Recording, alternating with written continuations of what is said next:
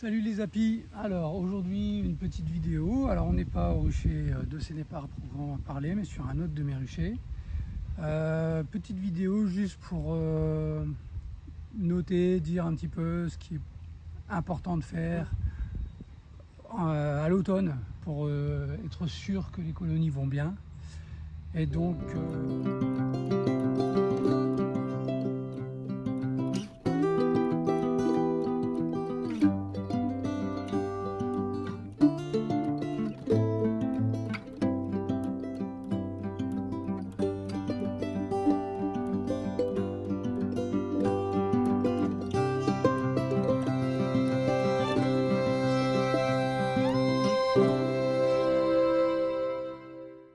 on est ici dans un de mes ruchers, il n'y a que 2 ruches, donc ça devrait aller vite. Les choses qu'il faut prévoir, de regarder, c'est le poids des ruches. Si elles sont en dessous de 30 degrés, pour l'abeille noire en tout cas, il faut penser à les nourrir. Attendez, hop.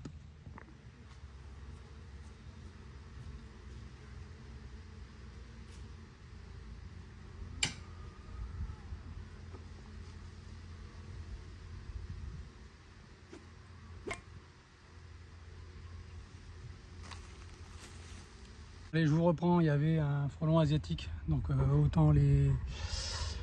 Ça c'est aussi une chose à regarder, hein. L'automne c'est la saison importante pour les frelons asiatiques. C'est le moment où les nouvelles fondatrices vont émerger et où elles vont essayer de faire pareil que les abeilles, leur corps gras pour l'hiver. Et après elles iront s'enterrer, donc c'est le moment de piéger à fond en ce qui concerne les frelons asiatiques. En revenant aux abeilles, les abeilles, ce qu'il faut regarder, donc je disais le poids de la ruche. Moi j'hiverne mes ruches en essayant qu'elles soient à peu près à 30 kg. Un petit peu au-dessus c'est bien. Si c'est en dessous, ma foi, je ne vais pas forcément les nourrir. Je vais voir d'une semaine à l'autre si elles augmentent le poids elles-mêmes. Parce que ça ne sert à rien de nourrir systématiquement. Si elles augmentent le poids, là il y a les lierres qui vont arriver. Donc si elles augmentent le poids toutes seules, autant les laisser faire du miel toutes seules. Les protéines, c'est important. Donc regardez qu'il y a bien du pollen dans la ruche. S'il n'y a pas de pollen dans la ruche et si vous voyez peu d'abeilles ramener du pollen avec leurs petites pattes, et là c'est bien aussi éventuellement de mettre un peu de protéines, parce qu'il faut savoir que les abeilles d'hiver sont faites parce que au début de leur vie, les abeilles, je parle bien des abeilles, pas des larves, elles vont manger des protéines, donc du pollen, ce que ne font pas les abeilles d'été. Donc s'il n'y a pas assez de pollen, ça fera des abeilles d'été. S'il y a assez de pollen, ça fera des abeilles d'hiver. Donc s'il n'y a pas assez de pollen dans la ruche, c'est bien de leur mettre un peu de protéines. Voilà, donc moi j'achète des plaques, je vais vous montrer ça. Alors des plaques, peu importe la marque. Là, j'essaie d'acheter une plaque dans laquelle il y a plus de 20% de protéines. En dessous, ça sert à rien. Ça se présente comment? C'est des petits pains comme ça. Hein. Donc là normalement c'est plus gros, hein. Moi je les coupe en 4. J'ai des plaques qui font 500 grammes je crois, 450 grammes, je les coupe en 4. Pour une ruche 10-4 c'est largement suffisant je pense, ça permet d'avoir des bonnes abeilles bien grasses. Voilà, bon on essaye de regarder tout ça et puis je vous reprends après.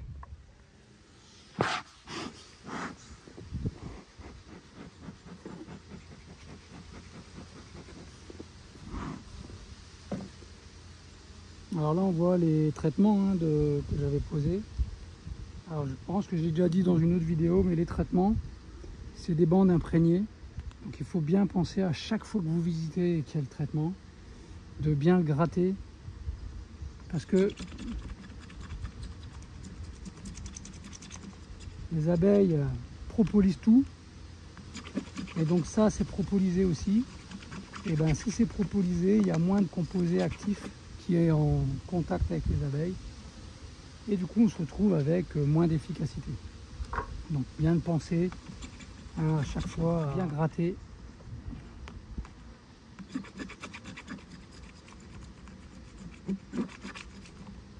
Voilà, on les remettra après.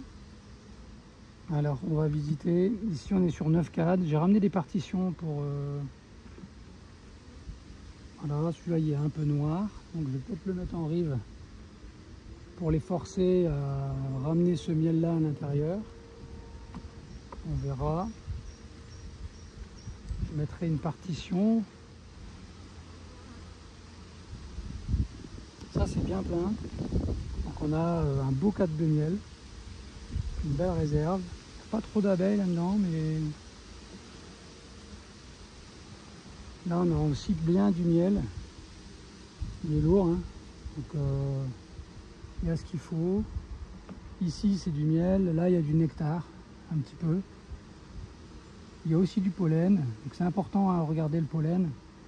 Donc je ne sais pas si on va voir à la caméra. Je vais en montrer un où il y en a peut-être un peu plus. Hop, parfait. Ici, il y a du miel, hein, c'est abeille noire, hein, il y a du miel sur toute la couronne. Ici, c'est prêt pour être pondu. Alors, je regarde et c'est pondu. Alors ici, on ne voit pas très bien. Je vais prendre la caméra dans l'autre sens. Je vais essayer de vous montrer ça.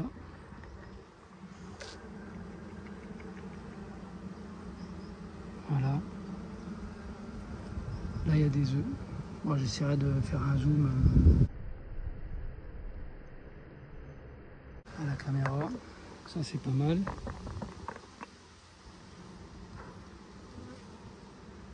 On a un beau cadre de couvain ouvert. Ici, couvain fermé. Petite boule d'abeilles, des fois il y a la reine dedans. Hein. Il la cache.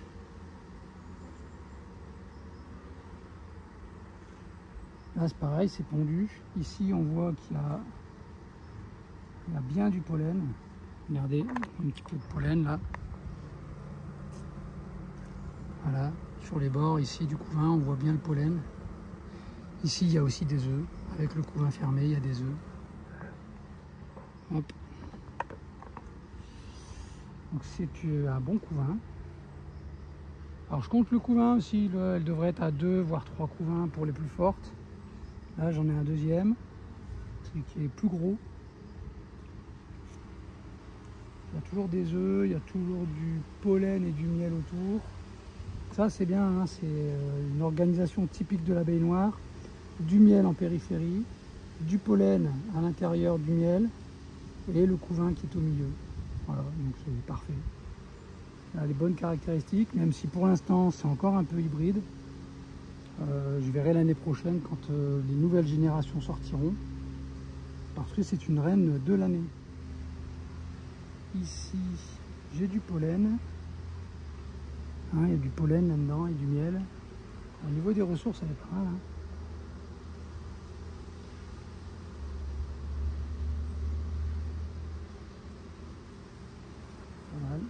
J'ai pas vu la reine.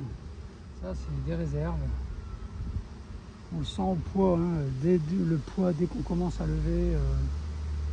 Bon, là, elles sont quand même encore fort hybrides, celles-ci.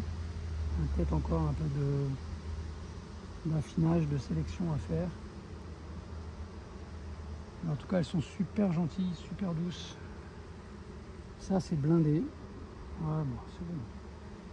Cette colonie-là m'a l'air légère au poids, mais je me dis que vu toutes les ressources qu'il y a dedans, je pense que ça passe l'hiver facilement.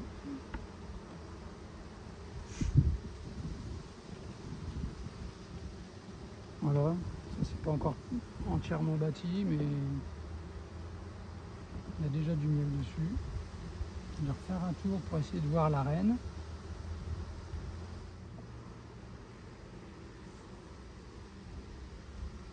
Il n'y a pas la reine. Bon, c'est pas indispensable de voir la reine. Hein. On a vu qu'on avait, des œufs, du couvain. C'est pas du couvain de mâle, c'est du couvain de femelle. Là, si vous avez du couvain de mâle à cette époque, il faut se poser des questions quand même. Ouais, on est le 19 septembre. Il y a du pollen qui rentre. Hein. Elle est là, la reine. Voilà. Reine bien noire. Voilà. Je sais pas si je la vois là-dessus. Voilà, bon.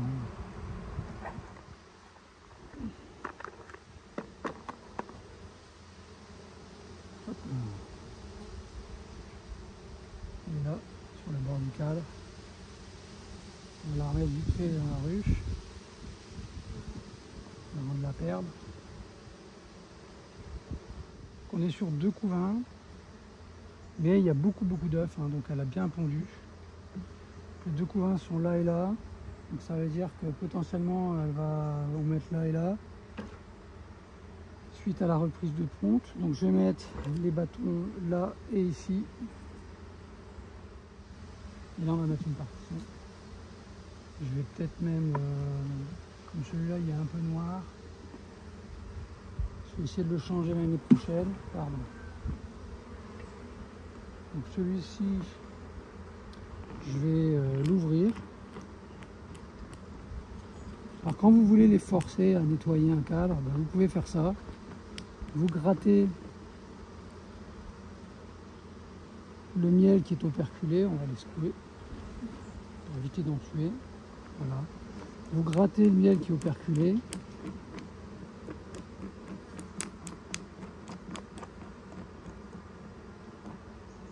Hop.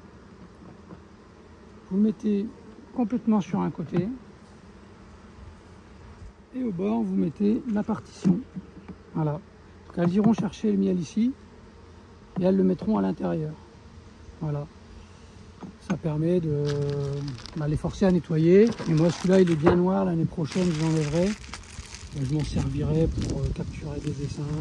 Je recyclerai la cire. Alors, je vous montre quand même. Je vais mettre un petit peu de pâtis dans celle-là.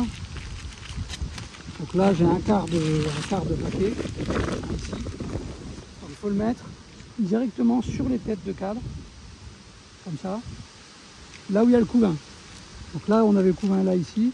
Je les mets directement dessus. Ensuite, j'aime bien mettre une petite feuille de plastique. Le problème, c'est que là, comme l'ouverture, elle est au milieu, il faut que je mette une feuille de plastique qui leur laisse accès au sirop.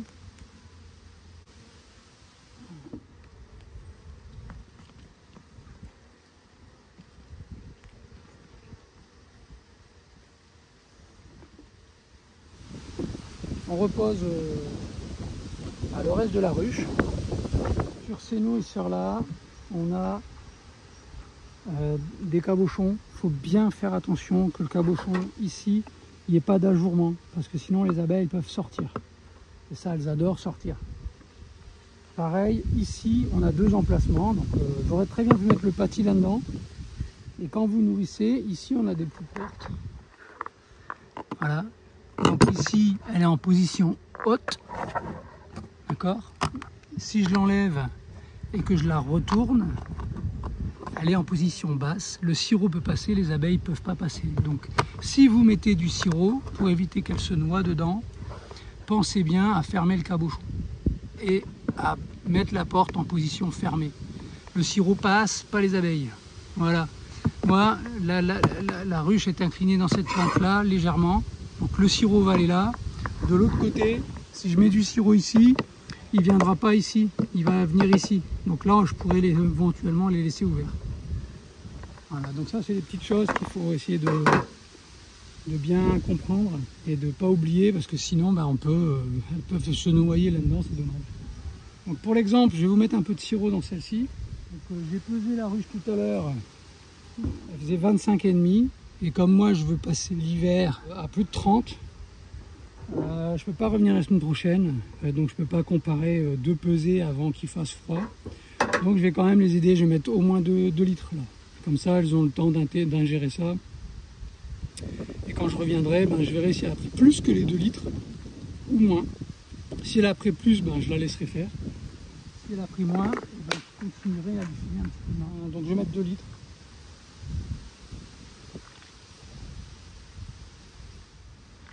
Voilà.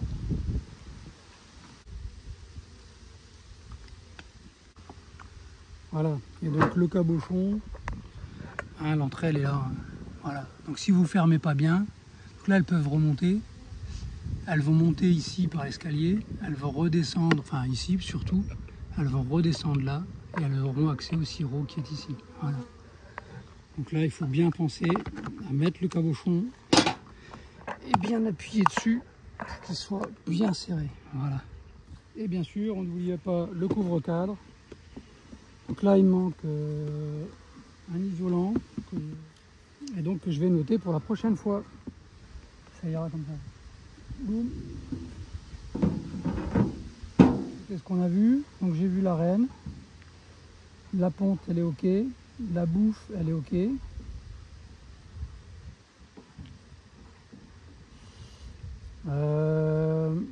J'ai ajouté du pâtis, du sirop.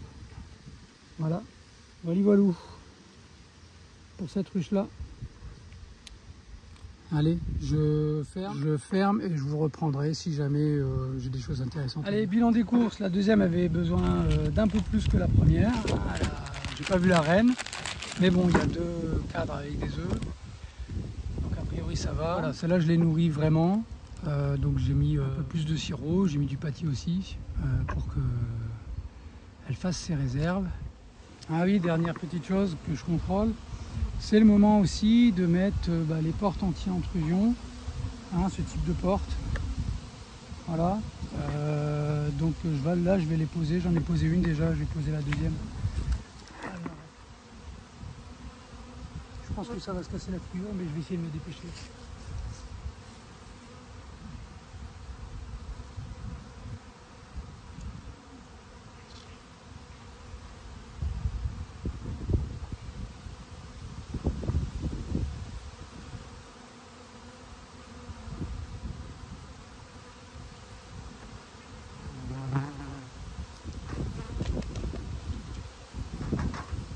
Voilà, ça prépare bien l'hiver, ça évite que des souris viennent se loger là-dedans, ça évite aussi que le frelon asiatique vienne dedans, bien que celle-là ne soit pas tout à fait adaptée, mais la défense de la ruche sera d'autant meilleure qu'elle est réduite de cette manière. Je vais mettre derrière quelques petits morceaux de mousse pour encore réduire la surface, et puis ce sera bon pour aujourd'hui. Allez, salut, ciao la bise.